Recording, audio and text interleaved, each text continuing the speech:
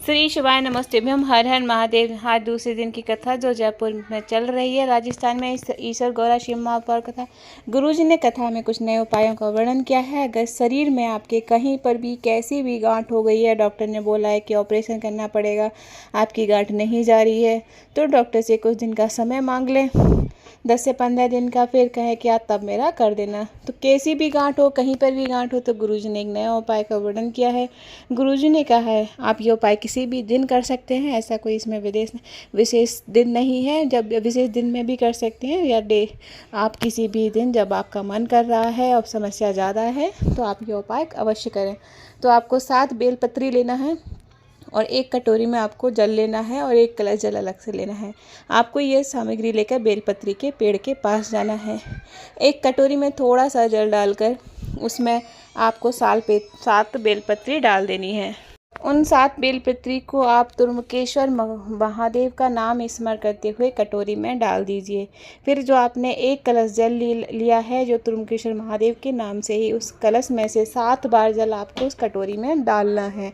फिर आपको थोड़ी देर भगवान से प्रार्थना करनी है। उसके बाद में यह सामग्री कटोरी में जो आपने बेलपत्री डाल के हैं वो आपको देवादिदेव महादेव के पास मंदिर में लेकर जाना है।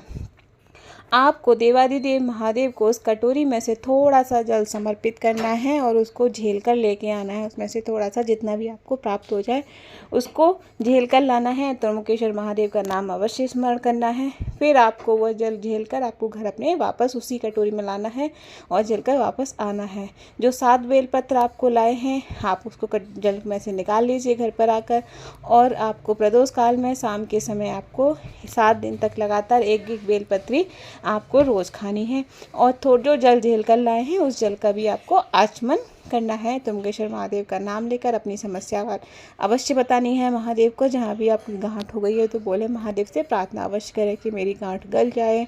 महादेव जी भोलेनाथ जिस तरीके से आप बाबा को रिझा सकते हैं उस तरीके से आप बाबा को रिझाएं।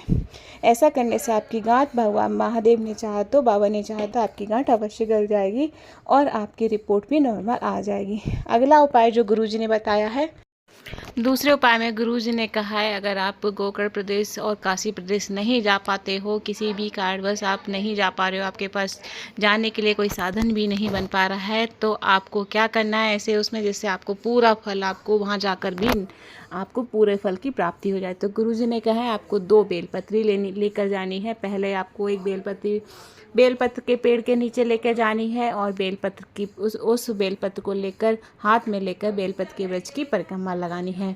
फिर आपको वही बेलपत्री और जो आपने परिक्रमा नहीं लगाई है उस बेलपत्री को लेकर महादेव के मंदिर में जाना है और वो बेलपत्री आपको माता अशोक सुंदरी की जगह समर्पित कर देना है।